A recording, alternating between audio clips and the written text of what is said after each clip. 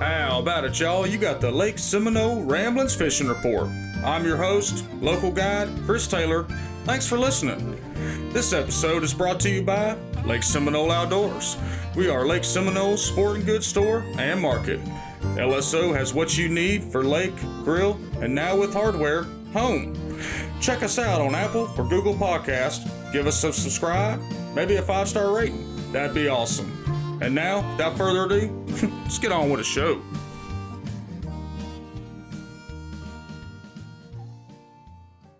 All right, apologies to y'all this week. We had a storm come through, dropped 1.6 inches of rain on me over here in the drain, and it unfortunately knocked out my internet. So they said it won't be fixed till Friday, and the technician can come out here. So I'm committed to bringing this to y'all every week so we can know what's going on with the lake. So unfortunately, I just have to keep it kind of sweet, short, and I have to upload it via my hotspot. So I appreciate all y'all for listening, bearing with me. I'm going to get on with the podcast, and next week, hopefully we can get back to the extended episodes. This fishing report is provided by Seminole Guide Service. From trophy largemouth to shoal bass, and everything in between. The guides at Seminole Guide Service can get you on the fish. Hey, check them out today, www.seminoleguideservice.com. All right, so I got to extend a warning to everybody before I even get into the podcast. If you are coming into the cut from Jack's, okay, or the Flint Riverside, Jack's Cut. So for y'all that don't know, it's the cut through from Spring Creek to the Flint River, and you can access it going up north from Big Jim's or coming out of Jack Wingett's old place, which is now at east. There is a massive floating log that's been there for about 3 weeks. Y'all have to look at it. It's coming in from the Flint side. It's about halfway before you get to the where all that debris is, where you turn, kind of curve to the left that the Corps refuses to clean up. You got to keep your eyes on the water. It's sticking up about 1.5 inches out of the water. You got to be on plane and don't hit it because it will mess your stuff up for sure. Just wanted to extend that warning out. Everybody keep an eye out for that thing. All right, water condition report for y'all. The lake levels have been yo-yoing daily. Incoming rain from the rest of the state, that's drainage. Remember, everything in the state of Georgia drains into this lake. So they've been yo-yoing the water up and down.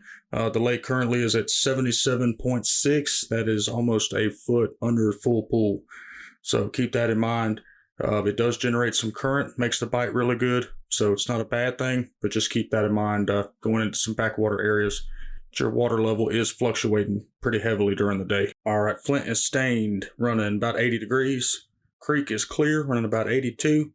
Fish Pond Drain is clear, running about 83. Chattahoochee River stained and muddy in some parts, about 80 degrees. Now keep in mind, these are daytime temps. You'll see them drop a little bit overnight, but those are average daytime temps. All right, bass report, y'all. Bass fishing is great, especially with the shad spawn still continuing. Randy Weaver is reporting 25 bass caught Thursday morning on a mix of spinnerbaits and topwaters. Biggest fish in that mix was about 7 pounds. We're seeing sporadic areas where the shad spawn's going on, so there might be some areas where the shad are still clinging to your bait. You're not getting bit. They just might not be there.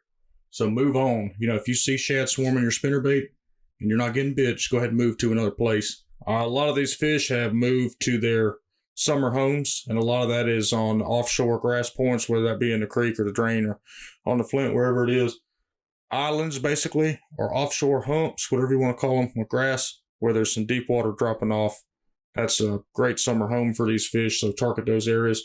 And there's also fish that are cruising brim beds. You can target those with a frog, work that real slow.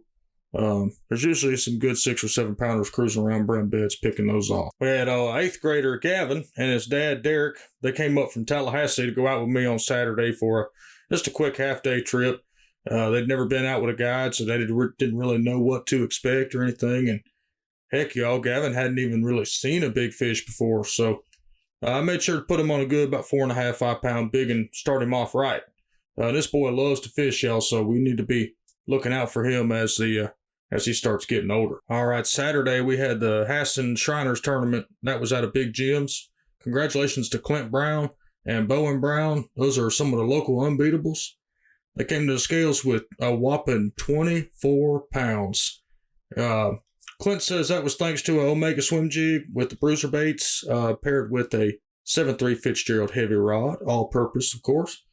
Clint also got to witness y'all the SpaceX launch over the lake last week.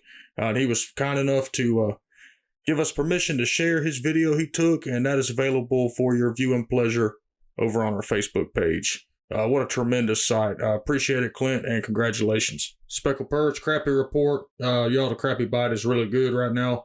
I've been personally finding them in the ditches at about 8 to 10 foot, right outside of the last grass. I've personally been catching them on white rooster tails, white jigs, or small white spinnerbaits. You can even catch some on a bass-sized spinnerbait. They've been working real well for me, and right now it is not uncommon to catch specks that are as big as your forearm. So if you're a speck fisherman, now's the time to come and catch them. A lot of people think you can only catch them in the wintertime, but Seminole, you can catch these big slabs in the summertime too. All right, brim report for y'all. Y'all, the bluegill and the shellcracker are bedding all over the lake. You cannot run down Spring Creek, the main run, aka 75, without smelling them on every grassy sand point that we've got. So they're not hard to find. Just look around a few minutes. You will find them. They are everywhere. They're big.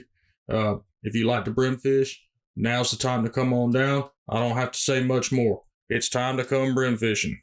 All right, I got a catfish report now for y'all. I'm happy to have Tim Trone contributing some catfish reports.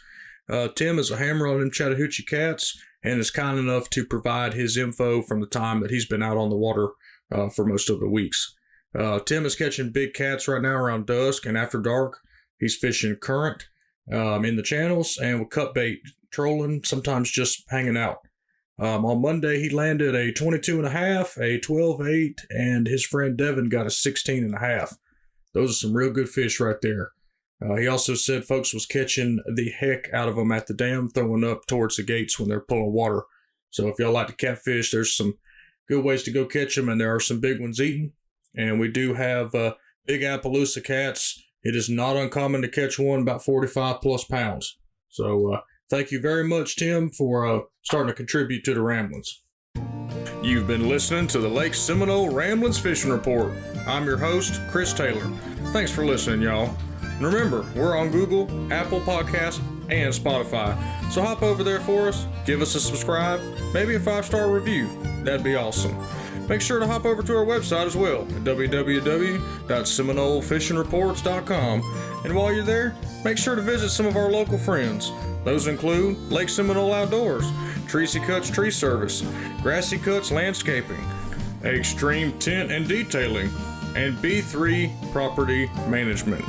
Y'all, thank you so much. And until next time, we'll see y'all later.